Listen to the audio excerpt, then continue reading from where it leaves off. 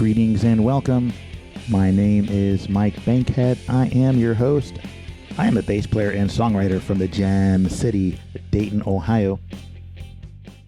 I have 4 people joining me on today's episode. Collectively, they are known as The Wag. They're a band from New Jersey. What kind of music do they do? What's their story? Oh, you'll find all of that and more on this episode of the You Could Be My Aramis podcast. Let's get right into the conversation, shall we? Hello, The Wag. Hello. Hello. Hello. Hello. How are you, Mike? Tired, but I'm always tired, and I always say that. That's a very, it's perfunctory tired is what that is. You are from New Jersey, all of you? Yes. Yeah. Please don't hold it against us. You know what? People say bad things about my state. I'm an Ohioan, so I get it. You've driven through there before, recently. How recently is recently? Like May, right? Sort of recently. On tour? Oh, yeah, that's Yeah, right. tour, That's yeah. right. Yeah. Where'd you play? Abbey Road on the River. I have no idea where that is. We have more than one Indiana. river. Oh, you were just on your way to our Yeah, we were I passing see. through, yeah. Yeah. Yeah, but It we happens. played there just before the pandemic. We played in Kent, and we played a couple places. We actually played at the Rock and Roll Hall of Fame. Nice.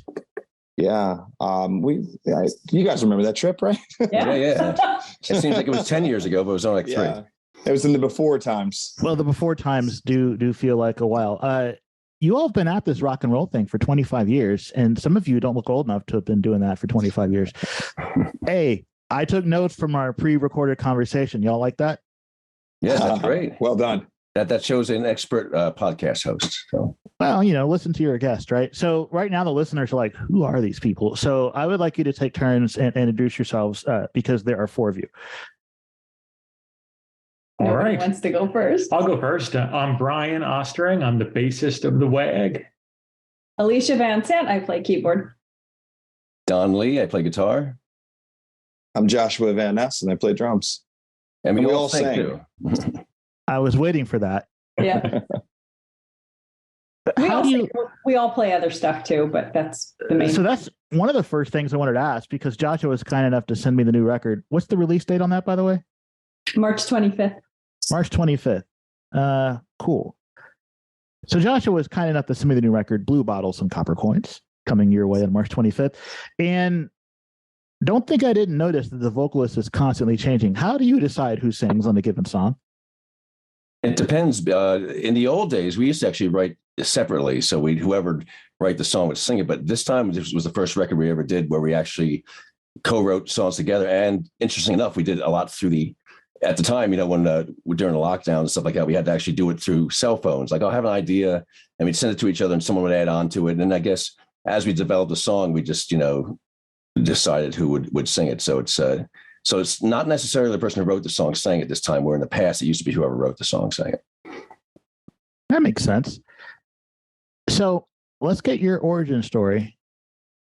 25 years is a long time, by the way, to be in the same band. There's not a lot of bands that can say that. So that's probably the Brian and Alicia segment of the podcast. Don's been in the band 10 years and I've been in the band 8 years. So we're the new guys. Yeah. Brian 10 years and Don's still the new guy, huh? huh? But you see, when you ask the question, Brian and I are like, oh, yeah, here we go. All right. So Brian and Alicia, who have 25 years in the band, 50 if you add it together, how did the WAG become a thing? Well, I had just ended an original band that I was in, and it was time to start something new. And I met Alicia in college in a music class, and she played keyboard.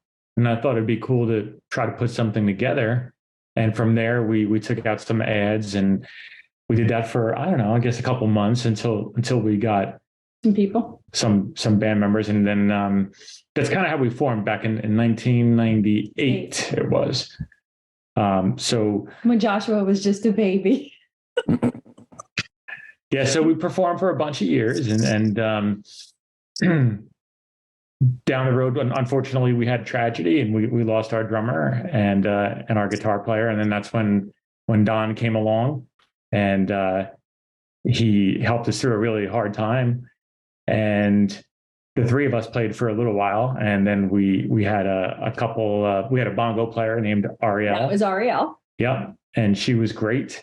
And then I guess it was just a couple of years later, is when we got Joshua into this band of crazy people. Traveling circus, I like to call it, you know. It's funny because we knew each other from before. So what I used to play in the same circuit as Brian and Alicia did. And so when their guitar player needs to be replaced, they asked me. The first time I couldn't do it. The second time I did it. So, and then they were going to audition other people, but they never auditioned anyone else. So officially, I don't know if I've been accepted yet, but that's why we haven't paid you. Yeah. And then of course we actually played a few gigs on the same bill with Joshua, and he was playing guitar and singing. And then was one of those gigs, we had a fill-in drummer play, and he came to us. I guess it didn't work out with that guy. And Josh says, my first instrument is drums. And so right from then we just took him in, and that was it. Yoink. Yeah, that's the thing with this band. You never really get the gig, Mike. But you do get told that you can't leave after a little while. Right. You know? So it's like Hotel California in New Jersey. Well, so fewer drugs. Let me just say that it's useful that I don't want to pick on drummers because it's a bass player, we like our fellow rhythm section buddies, but it's useful to have a drummer around that is a multi-instrumentalist because they can serve the song in a more complete way if they also are the kind of person that writes songs. Yes. Right. So that's probably really cool for you guys, huh? Well, I think that's a big thing too, is that we're songwriters. So we're not the type of band that steps on everybody and stuff. Like we always make sure it's always related to the song, the song first. So that's one good thing that we all have that in common, that we can draw from that, where a lot of people don't. That there might be one songwriter in the band and they don't understand, the rest of the band doesn't understand the songwriter's point of view. Right. It's what serves the song. If I want to add a harmony, but it's not going to add something to the song really, then it just doesn't happen. So I also am a songwriter. So I like having songwriters on my podcast because then I ask them nerdy questions. And since there's 4 of you, I'm going to get 4 answers. I'll let you determine the order in which you answer the questions I'm going to ask. When it's time to sit down and write, what's the first tool you reach for? Me, my guitar. Well, actually, I hate to say it. Sometimes if I'm not with the guitar, my cell phone, because I have either record function on there and you can put ideas down, even if it's just a melody or lyrics. But, yes, I like to sit down with the guitar. Usually I'm noodling around guitar. I might come up with a melody and I'll put chords to it or something like that. So that's usually how I do it. Brian? For me, it's actually the same. I can play a little guitar, not nearly as good as Don or Joshua, but it's the instrument that's handy. It's an acoustic guitar. It's right up here by me all the time. So that's what I'll do. I'll try to come up with a melody to some chords or notes and then record it and then try to add to it. And that's kind of how I come up with stuff. Usually the words come kind of later for me. It can, this is Joshua. It can vary for me. I'm not that good at being a structured writer. I'm kind of the person that writes when inspiration hits, and sometimes you don't have an instrument at hand when that happens. So, it can be a melody, or it could be a lyric, or it could be a guitar. Every once in a while, I'll kind of pluck out notes on a keyboard, but usually either a melody, lyric, or a guitar is somewhere in my atmosphere, and I use one of those tools. I'm not much of a songwriter myself. I've never really written a complete song. My strengths more lie in either harmonizing or in helping to arrange. But in the past couple of records, I think I have written some lyrics. We have one of our songs where I asked Brian, who wrote that part? He's like, that was you. And I don't remember having written those lyrics, but apparently I did. All right. As long as you remember when you got to sing them, I guess it's okay. Yeah. Shut up, you. So when one of you has written a song, what does rehearsal look like that day when you show the rest of the band? How does walk me through what that's like? Well, first Don shows up 20 minutes late. And At 10, 20. You know I love you, dude. Yeah, and then the song's pretty much done by the time I get there. So no. Actually, it's funny. We sort of, in a way, when we structure rehearsals, we sort of say, okay, this week we're going to do this. We've actually, have discussed, okay, the song that we've been discussing via cell phone. Let's work on that this week. We don't sit down and just say that it's very rare that we can sit down and just come together and start jamming out a song, come up with something. So it's usually pre-existing ideas. And we also do these other shows too, as well, that we have to, rehearse stuff for. So we usually have very structured rehearsals as far as what we're going to be, having an itinerary, what we're going to do. Yeah. If I can add to that, we have a great problem, Mike, in which we work an awful lot for an independent band. We play a lot, and as Don said, it doesn't always leave a lot of time to just jam on things. And plus, we're not kids. We have a lot going on in life, and usually when we get together, our time is best spent if it's pretty well structured. But yeah, like Don said, usually there's been an idea that's floating around, and we all kind of start chomping at the bit, and then we finally get together and just kind of hammer through it.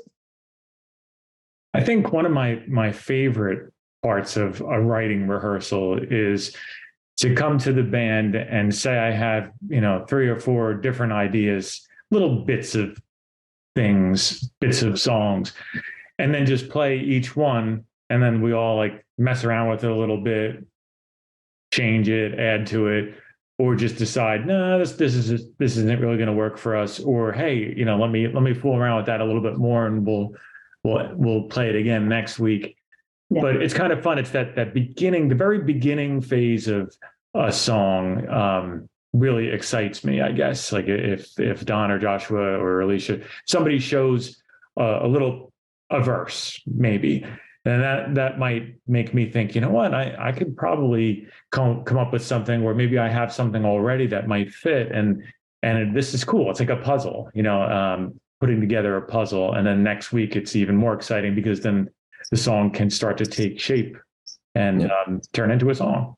And then we record the songs, and then we find out, oh, it's too high a key. We have to re-record it in a lower key. That happens a lot. Don't give away our secret. You know what? I'm glad you mentioned that, because I was going to ask. Well, actually, I was going to comment that as much as you guys play out and as much as you tour, your arrangements are probably pretty well set by the time you get to the studio.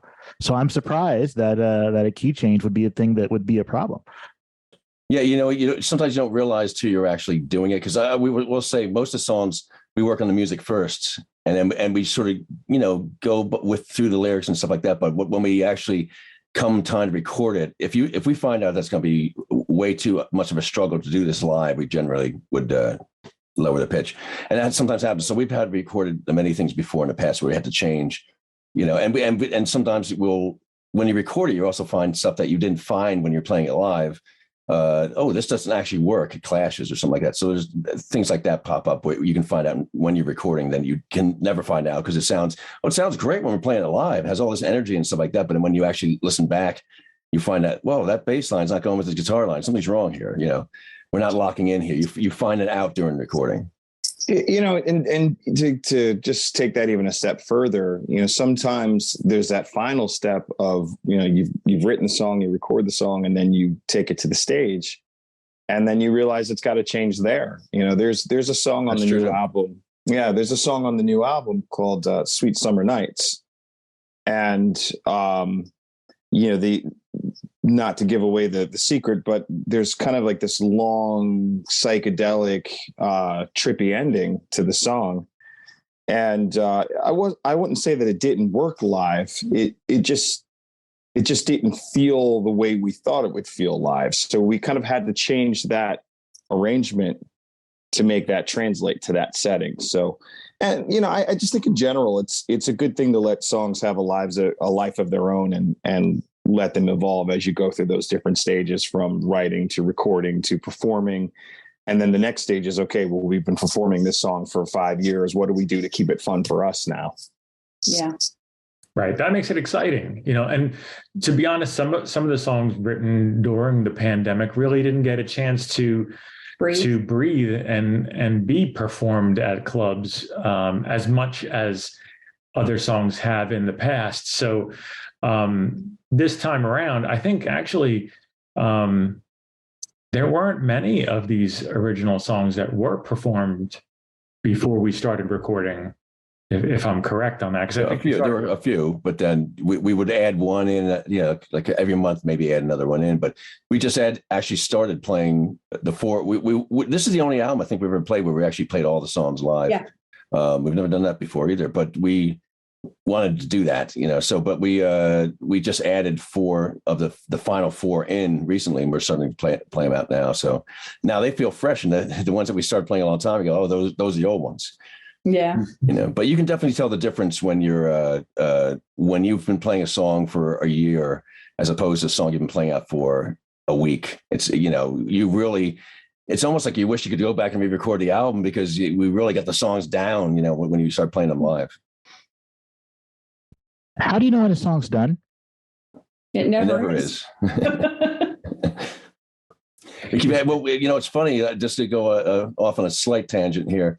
Being a guitar player, I like to layer stuff. And so Brian says, Don, you gave me 9 guitar tracks. Why so many? So it's, Is that what he sounds like? Yeah, that's my Brian imitation. But yeah, Don is kind of the guy, like you kind of have to tell Don when it's done, to answer your question, Mike,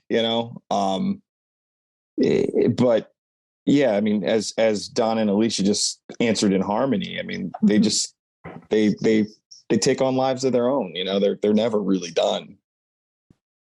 So I'm gathering that Brian is the engineer producer here. What gave you that? Well, we all have a part in it, but it funnels eventually through Brian, because Brian would then take all that stuff that's done to the studio. We mostly do the tracks at our own homes. We have home studios, and then the tracks will be taken to sent to a professional studio to mix, and of course, then we get them back. We listen. It's a lot of back and forth with that, which is good because we want to make sure it comes out the best it can be. We don't want to settle. I hate settling, and I think everyone else does too. We hate to settle. We want to make it the best it can be. And so, it costs a little more money to do it. It takes a lot more time to do it that way, but it works. First of all, putting the bassist in charge of that is probably the best decision you could possibly make. Yes, we know who drives the bus in the band, Brian, and he actually drives the actual bus. We got a Partridge Family style bus that we actually tour with. Nice, and Brian drives it. Don is not telling truths now. No, but when we do the tour stuff, Brian does do the driving. Brian does most of the driving when we tour. Yes. I do. Grizzled veterans and true professionals. It's kind of cool that I get to have folks with that kind of experience around. Like, I'm old enough to be a grizzled veteran, but I'm not. So there's a lot that I could learn from you. All right, so now we're going to go personal. We'll come back to the band and we're going to pimp your new record pretty hard later. But there are 2 questions I ask every guest on my podcast these days, and I'm going to ask you. And again, answer in the order you feel like. The first one is, think back as far as you can to your childhood. For some of you, that's going to be longer than others. Looking at Josh, he looks like the youngest guy in the band. So by far, like the rest of y'all look like you might be my age, and Josh does not. So I think we're a lot older than you. Actually, I'm not sure, but I'm just looking at your picture because we can't see your. Well, yeah, you look like a pretty young guy, Mike. That's an old picture because you're not seeing my actual face covered in all this gray hair. I am 45. Okay. We're actually pretty close in age, Mike. Yeah. All right. So think back as far as you can. This is going to be the 70s for a lot of us. What's the first song you can remember hearing in your life? That's a tough one for me, being the oldest one, because when I was a little kid, I used to watch those Beatles cartoons, so we knew those songs. But the one that really sticks out in my mind was The Mighty Quinn by Manfred Mann. Manfred Mann, yes. That I actually remember hearing that specifically on the radio at 3 years old. Nice. I got mine. Country Roads. Oh, that's a good one. Yeah. Yep. That's my father's favorite. Got to That's a play good that one. in the car every time you drive through the state of my birth. I was born in West Virginia. There you go. How about you, Alicia? I don't know. I honestly can't remember. Probably the first song that I heard, I couldn't tell you what it was, but it was probably played by my dad because my dad sings and plays guitar. So it was probably something that he played. but I have no idea. Mike, I don't know if I can truthfully answer your question, but one of my first vivid memories of music is the video for Electric Avenue by Eddie Grant. That stands out very clearly in my mind, being a child of the MTV era. I was graduating from high school when that came out. Yes, Yeah. Joshua's the kid. Joshua, being the kid of the band, is actually sort of like my big brother. I see him as a big brother than anything else, but he's a lot younger. We've got a weird little family dynamic The going. internet tells me that song dropped in 1982, which was not recently. No. Well, I was born in 80. So again, that was that's the first memory of music that I have. I like that. Mine is Babe by Styx, which came out in 79. So Nice. Yep. Doo-doo-doo-doo-doo. That's the keyboard part. it is the keyboard part. So the next question, and don't worry about if this requires you to tell a lengthy story. That's okay. People like to hear stories. It's what makes this entertaining and fun for us all. What did your childhood smell like? That's an interesting question. My father actually was from South Dakota, so we did take some trips out to South Dakota, and they lived on a farm, and you had to use an outhouse. So you guys remember those smells, but that's not. New Jersey has a different smell. New Jersey smell is more like, especially if we're from Central Jersey, but if you go a little north, you smell the refineries and stuff like that. So it's an oil smell. What would it be? What would you say it is? I don't know. I'm from You- South Jersey, yeah. so I think for me it was probably fresh cut grass and dirt, but the good kind, like soil. I don't know if we can just see it. I can't say. No, we can't say. What does it say? Several hours later. Well, Well, Don's gonna start it. My childhood smelled of grass because I was outside most of the time playing either baseball or digging in the yard or running around, being a kid. What kind of grass was that, Brian? Kentucky blue. I think knew you it were going to was. say that. But yeah, no, being outside, which this is not related, but I remember making a huge decision in my life when I was 9 years old. My father was in a band; he was a musician too, and I remember trying to decide what I wanted to be when I grew up. And when I was 9, I was really into baseball, but I thought, musician or baseball player, musician or baseball player, and that's when I decided. Now I want to be a musician like my dad. So that's when that happened for me. And then you stopped smelling the grass. And then I no longer smelled the You grass. smell the other? No, I'm just joking. Okay. No. What is that? Did you just say your smell, Joshua? Rain. I love the smell of the rain itself doesn't have odor, but the earth does after rain. So that's a vivid one. There's a word for that, but I can't remember what it is. Petrichor. Yes. Wow. Oh, wow. Dude, you're awesome. I That was looked it up. impressive. That was impressive. I always remember after a storm, there's like an ozone smell. I Yeah. sort of like that, That's the petrichor. Oh, that's petrichor. Okay. Fried foods, because of which I almost never eat them anymore. And I do remember the smell of the other grass, actually. No lengthy story there, though. Well, that's too bad. I'm sure it could be interesting. Jamaican brulee, I guess. That was. If there were any doubt about whether I'm a nerd, I think I've removed it. Coming up with that word that quickly. We're all nerds. It's all good. Yeah, That was that was impressive. awesome. Yeah. Well, what was the first smell you grew up in West Virginia or Ohio? I grew up in Ohio. I was born in West Virginia. My dad was working there, and they moved back to Ohio when I was like 3 months old. So I remember nothing of the Mountain State, but it's on my birth certificate. Okay. Any smells that you remembered? Or? I always say books because Ah, I read everything I could get my hands on. And Same. hat tip to my mom, because raising kids is not easy, and both my parents worked full time, and mom had a particularly stressful job. but she spent a lot of time with both me and my younger brother, making sure that we knew how to read and instilling in us like the thirst to go read stuff. So I pretty much always had a book of some sort in my hands. And I was that kid that could already read by the time kindergarten rolled around, which is kind of not a thing anymore because kids they get the electric devices from the time they're 2, right? So like I'm sure that modern kids can probably do my spreadsheets for me, but might not be able to read a newspaper, you know? Yeah. Are you fortunate enough to still have your mother in your life currently? I am, and I should tell her more often. Thank you for making sure I could read when I was young. I'll tell her to go listen to this episode, and then she'll hear Mike's mom. You did a good job. You did a great job. Also, my canteen. I will tell you that she just turned 70 in December. She hates it when I remind her that she's 70 now. Happy birthday! But she looks really good for 70, like a lot better than me now. And I'm like, I should probably do better, and that way I can look that good when I'm. Well, we're looking at your. We don't see you. We see your picture, and you look very young. Well, that picture is like 10 years old, at least. Okay. So yeah. If you're gonna put like a picture when your camera's in the fridge, you pick one where you look okay. There it goes. It comes out. Now it's gone. Every time the camera comes on, it's like, oh, he's too ugly. Say again, Don? You still look young from that second we saw your face. Yeah, you're doing all right, Mike. You're doing all right. That's very kind of you to say.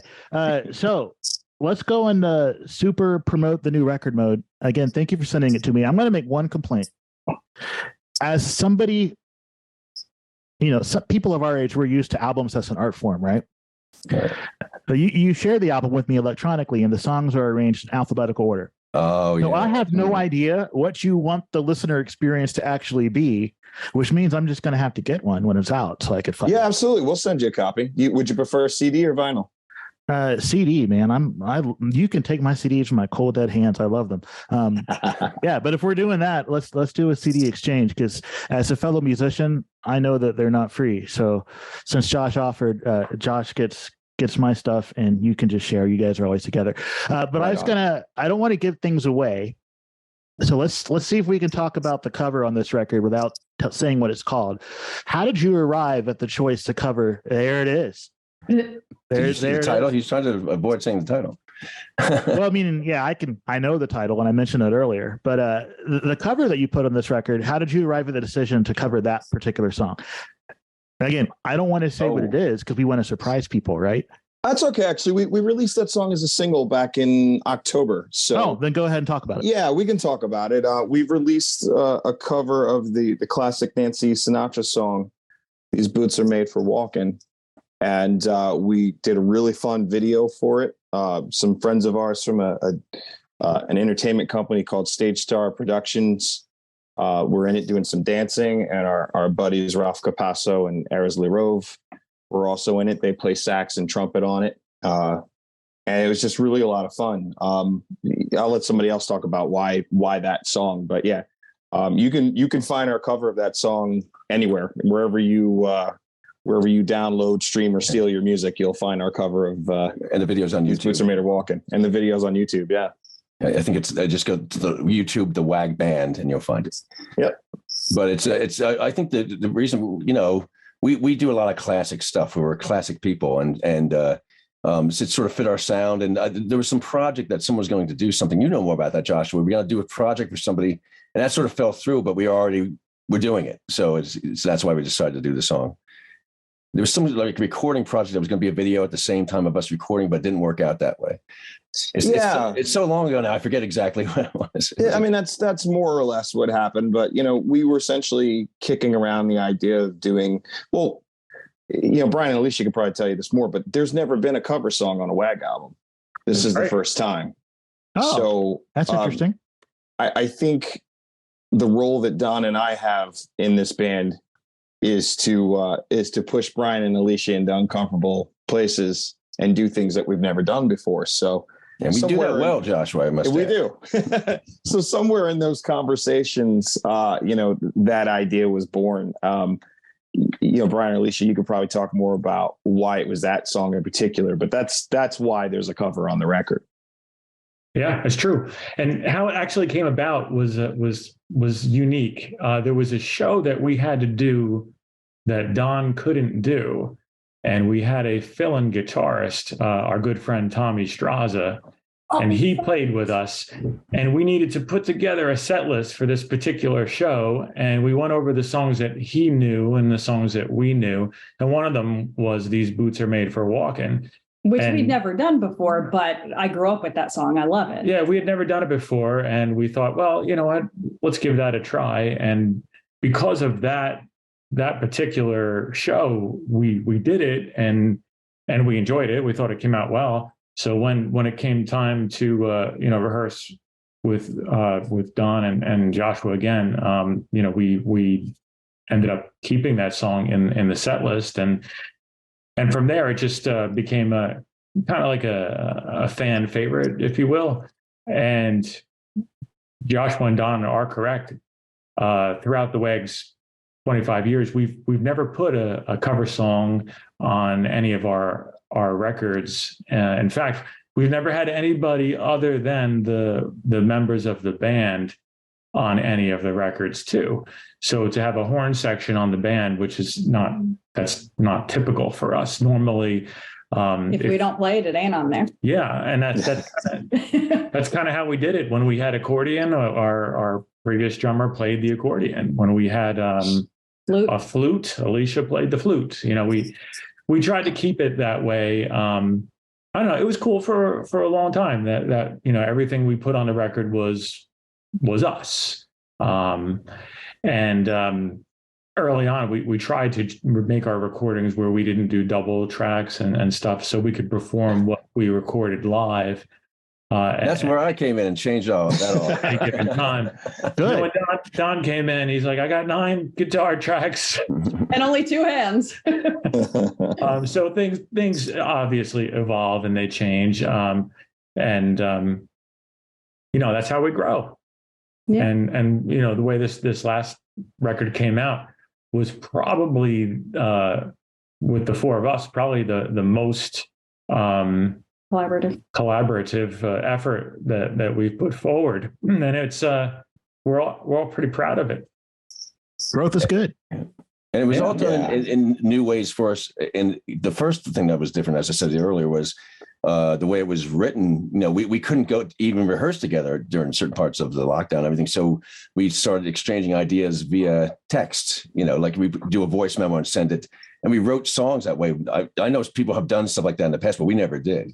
We usually would come up with separate songs. So this was actually the first time we actually sat down and wrote together and wrote separately, but together at the same time. And same thing with the recording thing too. In the past, we might actually go to recording studios, but this time we did it. We have developed home studios that are actually very good. So we can do the tracks at our own homes at our own pace. And then we, share the things that way, and discover we have to redo this because of this, or so, it wasn't like we just sat down, went to a studio one day and recorded it. This was a very long process, but I love the way it came out. It came out very good. For anyone who's listening, who maybe you're a musician and maybe you've done things a certain way, or maybe you've done it this way or what have you, I'm not going to say that what we did was necessarily the best way to do things or the way that we would want to do things, but it worked. We like Don and Brian said, we're very proud of this record, and it sounds incredibly cohesive. And it was the best way we had at the time, and that's it. It ended up working for us. Which shows that no matter what the situation, we can persevere and work through it. Hands in the middle, guys. Hands in the middle. If I didn't count wrong, the new record is your 8th. Did I get the number right? Oh, that's good. That's a good question to ask. I don't have the answer. Musicians can only count to 4. That's why we can't get that. Well, some of them can't even count that high, unfortunately. 1, 2, 3, 4, 5, 6, 7. I don't know what this one is. 8. I don't know. Are you counting the Christmas CD? Let's call it 8. Let's call it 8. That's a lot of records. What have you learned?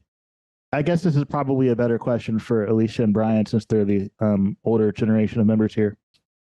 What have you learned across making 8 records that has changed the way you approach music? Well, I've learned a couple things. Personally, I've learned to let the people who know what they're doing do their job. Like don't hover over the person who's mixing your record or mastering your record, because that's what they do and that's their specialty. Let them do what they do, and then if you have any critiques or changes you want to make, early on, it seemed as though, I don't know, at least me personally, wanted to be there every aspect of what was going on, and I don't know if it's being in control or just trying to guide the project, but without knowing that you're actually annoying the person that's trying to work for you. So you kind of learn that.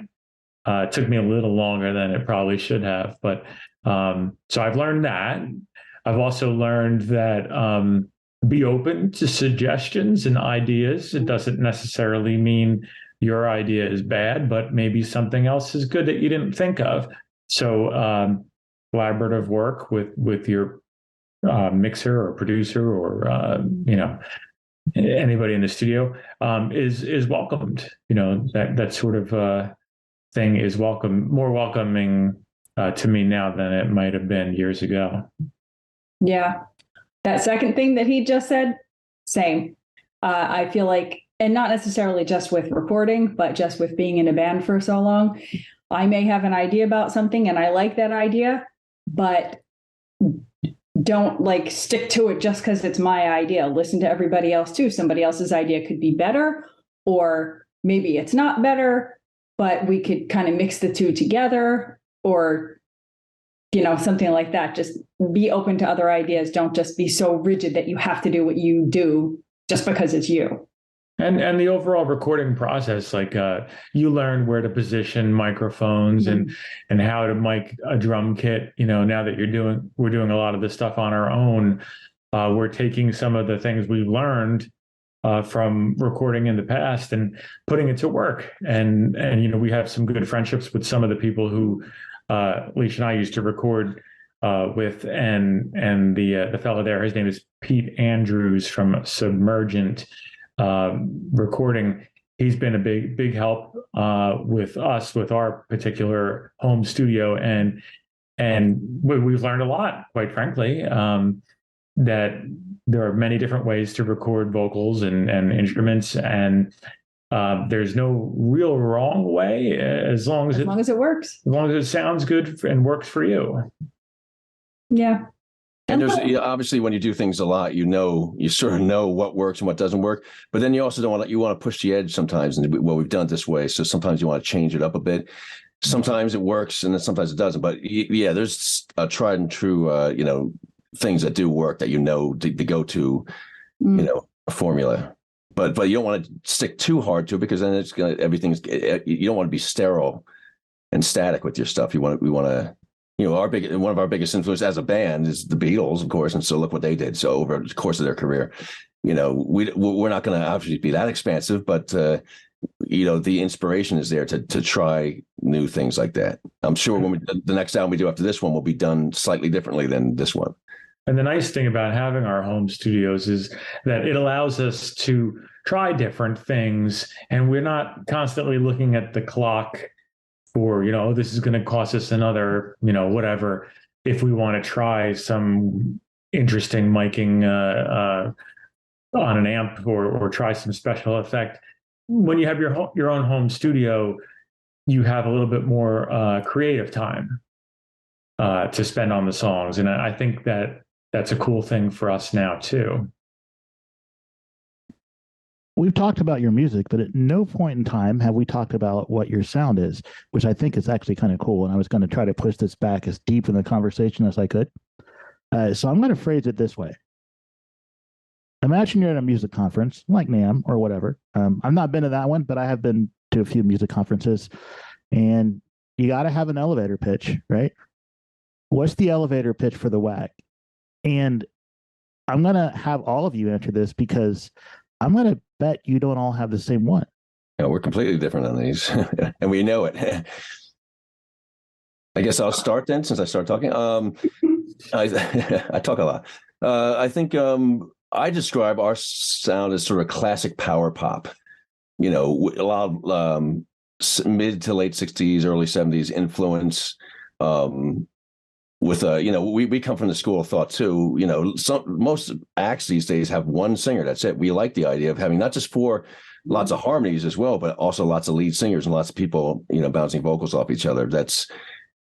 There's nothing wrong with that. I don't know why some business models say no, you can't do that. You have to have a lead singer to focus on. That doesn't work in WAG land. I don't think we're very strong on having 4 different vocalists. So we have vocals, lots of harmonies, catchy poppy hooks, but ones that are memorable, because there's lots of catchy songs out there today, but they're just not as memorable. We want to write so true, memorable, you know, and we come from that, you know, sort of classic power pop. You know, when you say power pop, today's power pop is I'm thinking more like in the back of the energetic, you know, late 60s, like the Beatles, the Kinks, the Raspberries, stuff like that. In that vein, even though we sound different than them, we have a lot of the same similarities in some ways. So let's I know this is what's the word I'm looking for? See, I you can't see on the camera. I just drank a glass of wine and they're just slowing my brain down. Digression, because I happen to love power pop, and what I consider power pop is probably different because we're from different generations, Don. I would say Fountains of Wayne, Superdrag, Posies, Teenage Fan Club, that kind of thing. I haven't heard that name in a long time, actually.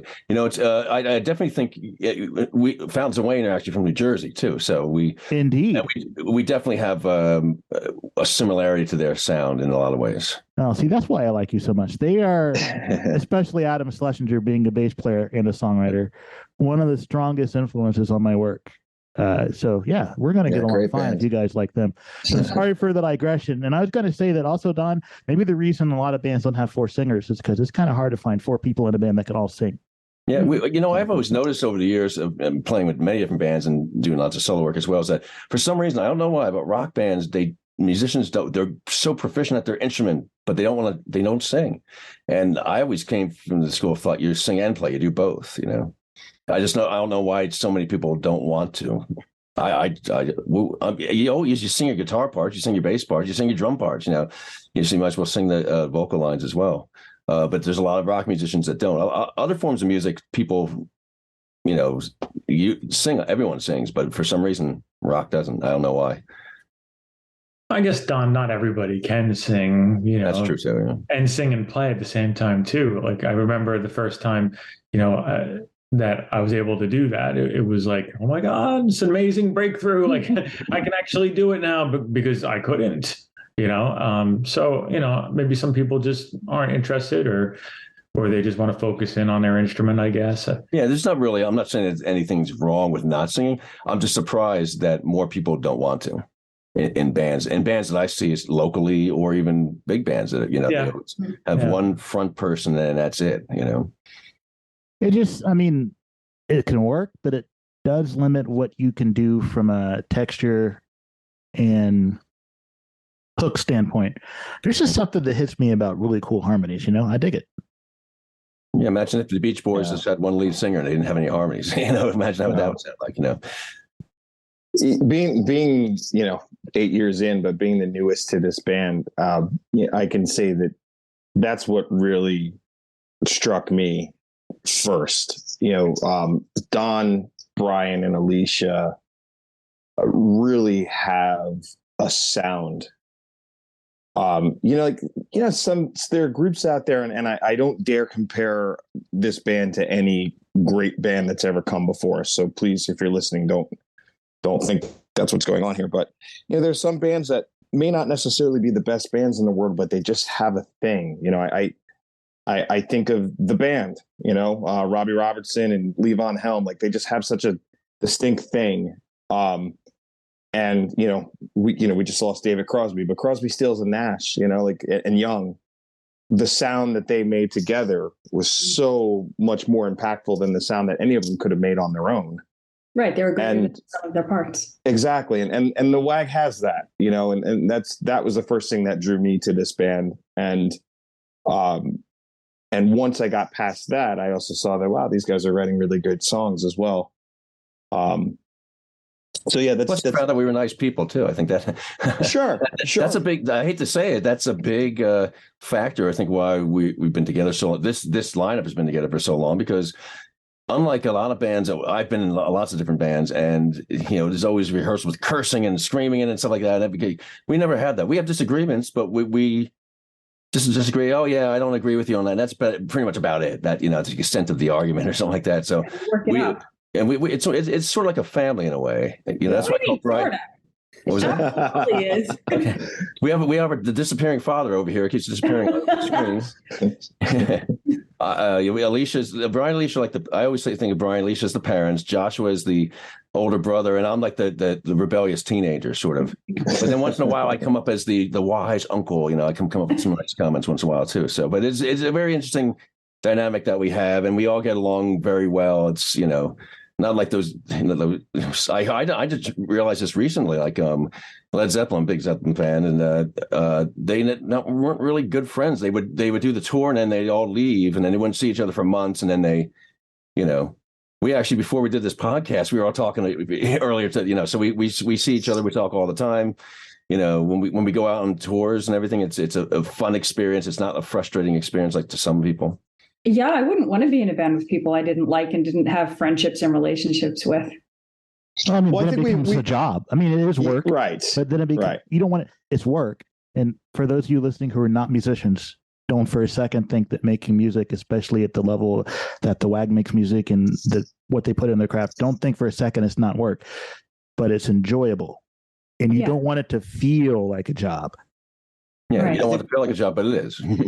One of the things that you learn as you do this for a while is that it's just important to be very careful about the people you surround yourself with. One reason, like we said, you might be in a van with them for 10 hours a day. You might be sharing a hotel room with them. Stories about that too. But yeah, well, listen. I think Don painted a picture that was slightly rosier than reality. But to his point, we work through everything. We communicate through everything. Yeah, I forgot where I was going with that, so I'm going to just leave it there.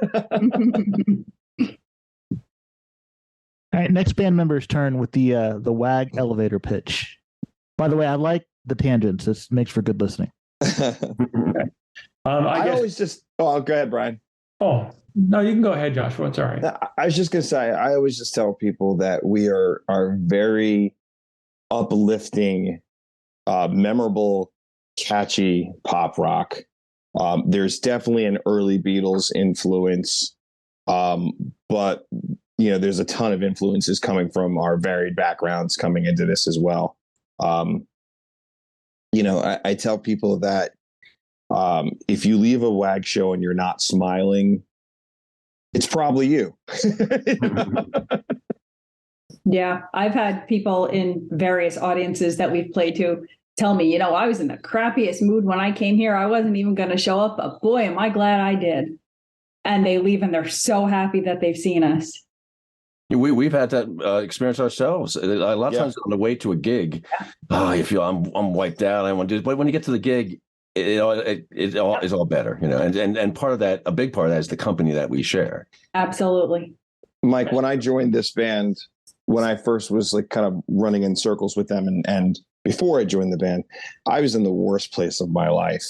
And to the point where, when I saw the WAG, I was kind of offended, I thought it was a gimmick, I thought it was a shtick, sort of the positive energy that was radiating from these guys, and which just speaks volumes about the terrible place that I was in, right? Like I was so deep into my bad place that I couldn't, the concept of people being positive just didn't make sense to me, and I only bring that up because I know that other people have had that reaction too. And, it's not a gimmick, and it's not that we're not realistic and we all have lives and problems and things that we have to work through. But there is a choice that we make to come together and make the best of whatever situation we've been given. And I think we also respect we respect this gift that we've been given. You know, like your time on this planet is short. You never know how short it is. And we do have this great gift, this ability to communicate and express ourselves via music. And we just love to share that gift with each other. Yeah, I've seen a lot of photos of us over the years that I couldn't tell you what exactly was happening, and no words are actually exchanged on stage during these photos, but there's so many photos, like I'm looking at Don and I'm cracking up, or, you know, or Joshua and Brian are looking at each other and they have huge smiles. And it's not because something necessarily funny happened, although sometimes it does, but it's just the I don't even know the word for it, and it's not petrichor, but it's just some kind of togetherness and a shared experience, and we just have so much joy when we're together on stage that sometimes you just have to look at one of your bandmates or all three of your bandmates and just smile at them because you love them so much and you love the music and what you're doing and making audience members happy, making other people happy, doing what makes you happy. And then if you get paid for it, dude, that's it. That's just that topper on the cake there. What more can you ask for? What about the picture where they actually had someone got a picture of us, me and Alicia. We actually clunked heads together, and I think we were actually still laughing when it happened. So. We were, and then I joked that you ended up in the hospital, and people actually commented, "Oh my God, is he okay?" I'm like, "No, he's fine. You did not end up in the hospital." But yeah, that was a fun. We did also thing with you guys pushing me. I think it was Ariel. She pushed me off of Niagara Falls, and then some people believed it. Yes. Yeah, it is interesting how the internet works, I guess. That's our version of Paul is dead, you know? Yeah, right. Oh, you know. Don was pushed over Niagara Falls. We've killed Don. Don was replaced. That was about 2016, right? So that was So it was quite funny though, because I put a little post out. We're in need of a guitar player. Yeah. And then some people said, What's going on? What's going on? People were responding like as if we really pushed you over the falls. We thought about Mike, have we successfully not answered your question? You've answered it fine. I got two more people that need to weigh in on that. Elevator pitch. Family friendly, fun, uplifting pop rock music. All original unless we play a cover. That's a lot of alliteration. Yes, it is. Well, you know, that's a musician for you. And you used just about every adjective I was going to use. At one point, we had like sort of a retro rock feel, but at one point. Well, I don't know. I think it's kind of changing. I think it's changing a little bit. But that's cool, you know. So we might have a slight 60s sound to us, but I don't know. On the new record, there are songs that aren't like that at all. I think on all of our records there. It didn't feel like a 60s kind of record to me. Yeah. Till you got to the end. Well, I don't know where the end is because I have it alphabetical. That's the cover. He went through the alphabet, yeah.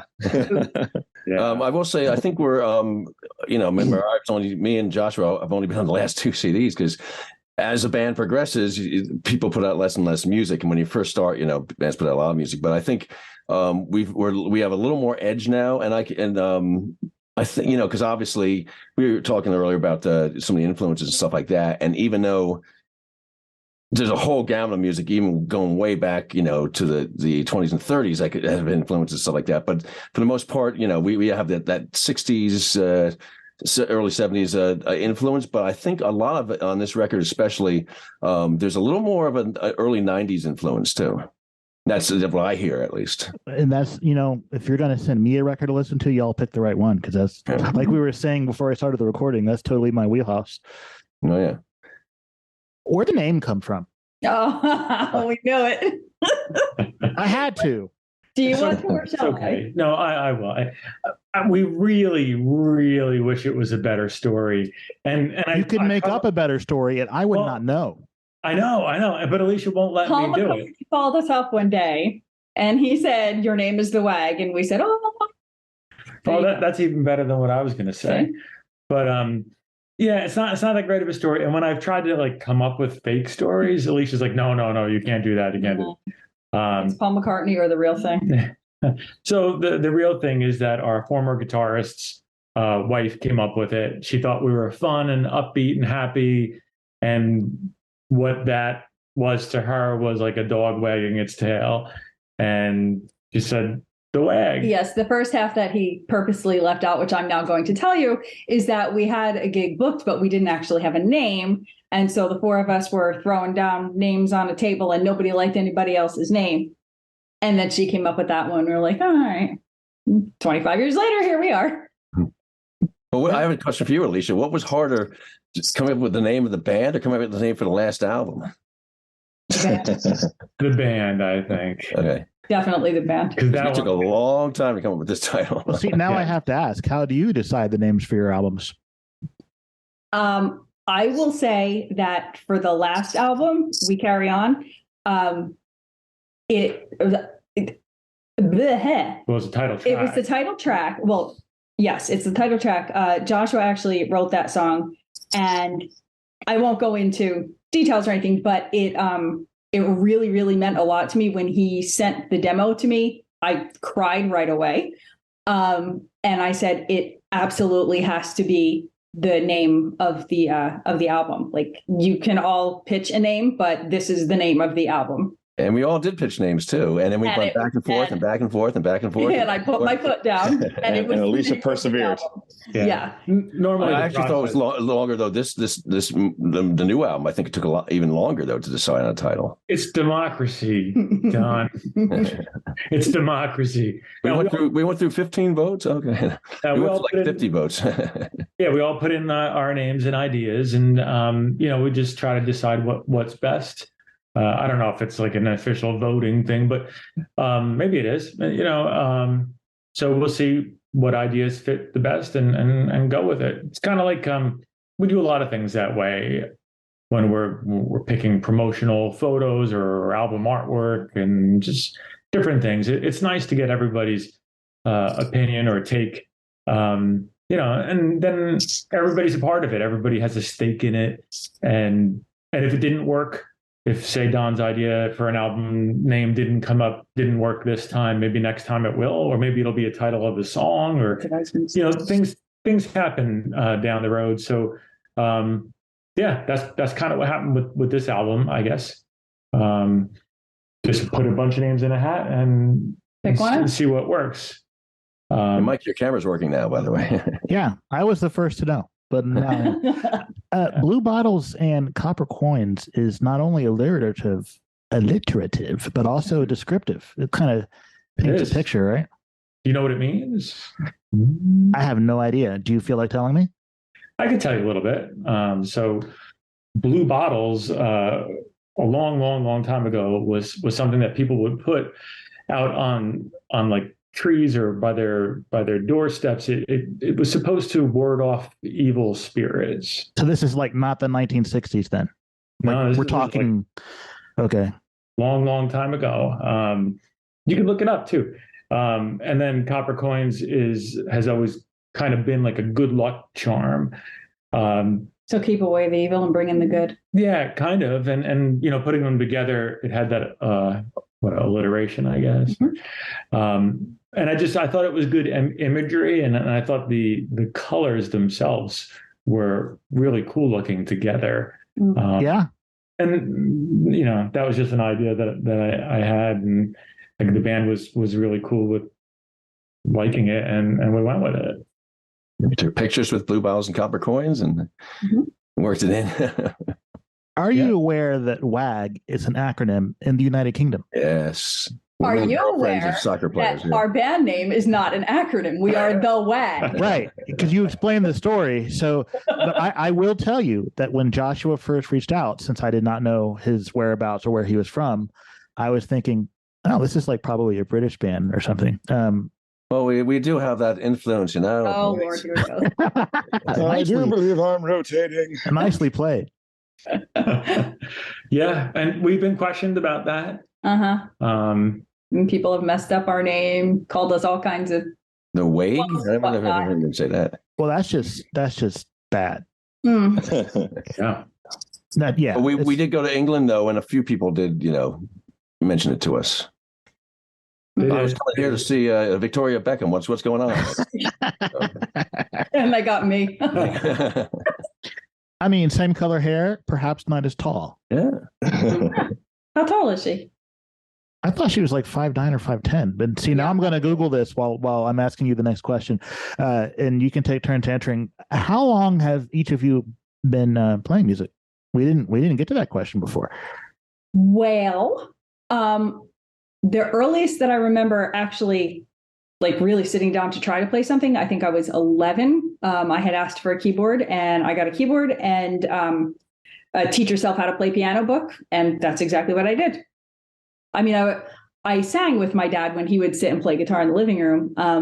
But that's the first that I remember actually sitting there and playing an instrument was when I was about 11, getting that keyboard and teaching myself cockles and muscles alive. So Okay. that's what I did. I was young singing with my parents, probably 4 or 5 years old. They actually have cassette tapes of me singing with them. But I don't think even though I got a bass guitar when I was 9, I don't think I actually played an instrument until probably 12 years old. I think I was. So about the same as me. Yeah, I guess.